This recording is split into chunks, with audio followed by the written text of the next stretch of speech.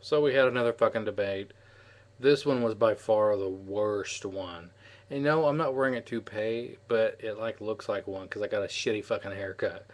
There goes Walmart haircut people for you. I mean, like it's just it's irritating. So, anyways, I just can't get over this hair. I'm sorry, it's just staring me right in the face here. All right, so barring Carrot Top here, the debate was really frustrating. It was frustrating on a couple of things. Almost everyone sucked. I mean, really, I mean, truthfully, like everybody sucked. It wasn't a debate you could get your groove on because the moderators weren't going to let you do that. It was MSNBC, of course, so they wanted to fuck them up their ass. So that happened. The questions were inane and stupid, fucking waste of time questions. They were a lot of them were gotcha questions. What about people who are starving, you evil fuck? Just stupid fucking questions. They don't get down to the nitty gritty. Let's get down to the issues. What you're going to do to change this country. Instead, they were doing gotcha stuff. And I never thought I would agree with Newt Gingrich on anything, but he's right about the whole gotcha crap. It's such a waste of fucking time. What does it prove? Even if you catch Rick Perry in a gotcha, I don't give a shit. What does that do? Ooh, wow. Yeah, oh, he's trapped. So what? They're not going to vote on that. No one's going to vote based on a fucking gotcha question. But then the format didn't allow anyone to get a groove, and that's why Ron Paul struggled. He couldn't get into any sort of momentum. That's the way I saw it, anyways. But of all the debates, this was the worst one by far. And early on, of course, and throughout most of it, it was the Rick Perry Mitt Romney show. But especially early on, those two were just they were getting it. They were lubing each other up. We'll get into that later. In fact, why hasn't anyone asked Rick Perry if he's bisexual yet? I mean, isn't that an issue? Since, this is the GOP we're talking about here. Don't you think they should know? That would be awesome. Rick Perry, are you or have you ever been a bisexual? That would be hilarious. Can you imagine if they asked that fucking question? He wouldn't answer it, I'll tell you that right now. He wouldn't say yes or no. He would say he's been married to his wife for blah, blah, blah years and blah, blah, blah. Yeah, see, this is how bad the debate was. See where it has me going? I mean, that's how bad it was. It was a complete fucking waste of time. I was glad to see Ron Paul go on the offensive. That's cool. I've never seen it before, but the truth is he's not good at it. He's not comfortable at it. But again, that kind of goes into this whole format of this debate, which was horrible. I think there's a couple things they could do to make these debates better. Get a really big ass fucking table and sit everyone around the table. Don't have any order, don't have any law or order, and let them go at it. That is going to yield a much better debate than anything. And see, now, if anyone would support that, it'd be free market Ron Paul.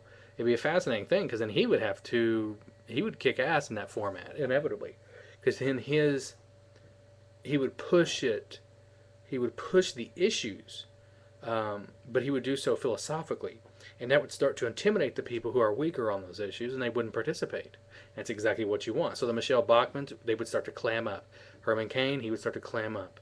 John Huntsman, he would start to reveal himself to be a true liberal progressive. That's what you want. Mitt Romney, Rick Perry, they would start to go back to their talking points. And it would reveal Ron Paul to be this substantial, meaningful, principled candidate who actually knows what he's talking about. And I've seen a debate like that. What was it? I think it was a vice presidential debate many years ago with Dick Cheney and Alf Lieberman. And a lot of people loved that debate. They thought it was, wow, what a debate. But they were like carbon copies of each other. And it was that whole moderacy love affair. I had a political science teacher when I went to community college that one year. And he was like, that was special. It was orgasmic. They both agreed on so many things. And he was asking questions. And I was like, well, I didn't think it was that good because they didn't really disagree on anything. And I thought the entire purpose of politics was to present different sides. It's kind of hard to do that when they predominantly agree on everything. Yeah, they didn't like my answer. I didn't fit in with what was popular. Now look at us.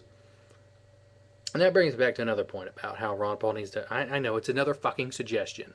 We give this man too many suggestions. I get it. I know it. I agree with you.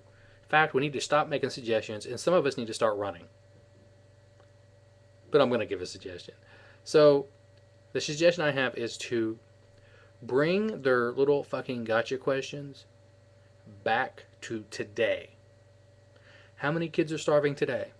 How many people are starving today? How many people are homeless today? How many people are on welfare today? Ding, ding, ding. Bring everything back to where we're at today, even though we have those things. So, for instance, they start questioning why he doesn't want to intervene in the Middle East.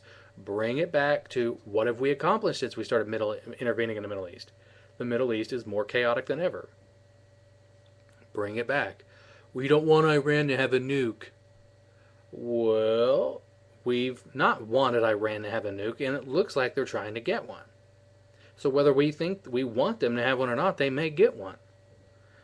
And then you can go back on your spill. So always pull things. You don't think we should ever intervene into the economy? Well, we've intervened in the economy and we still have booms and busts. Well, we've intervened in the economy and banks still try to go under.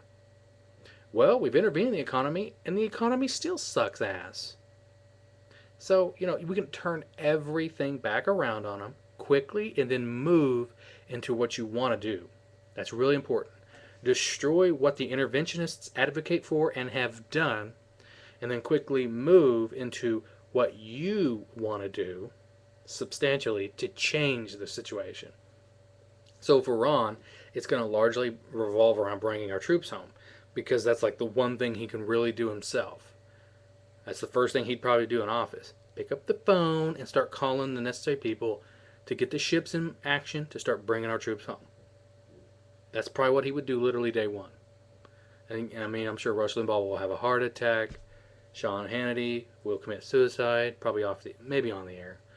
It'll be, and then Keith Olbermann will be out of a job. Rachel Maddow will be out of a job. MSNBC they won't know what to do. Their head will explode. What do we do? Is he liberal? Is he conservative? Oh my God, he's going to kill us all. He's racist. Yeah, they'll go racist. Yeah, that's true. So anyways, 7-minute video here. Irritating, frustrating video. And now you got to watch some fat 200-pound guy, 200 pounds, with a toupee. So, it could be worse. It could be worse. I could be eating Twinkies right now. No, I'm just kidding. I don't have one. Not anymore, because I already ate them. So it was a frustrating, stupid, useless debate. I thought everyone did bad because the debate format sucked. Again, like I said, I think the best debate format would be to put people around a table and let them go at it.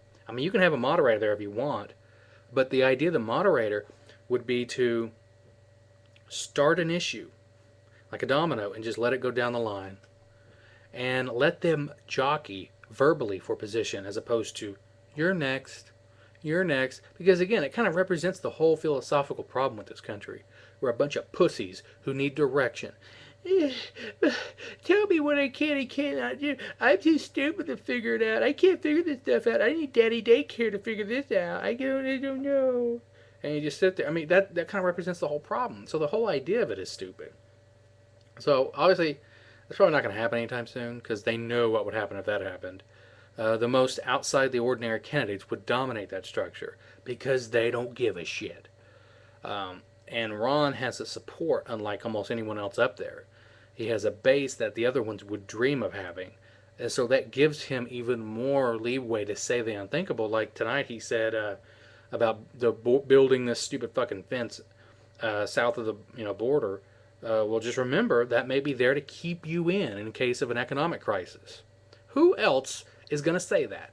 He said that and I was like, damn, that's a good fucking point. I thought it was a boring question. He made it interesting. And everyone's like, what does he mean by that? Oh, he's weird. He's being crazy again. I'm going to go and have a drink. See ya.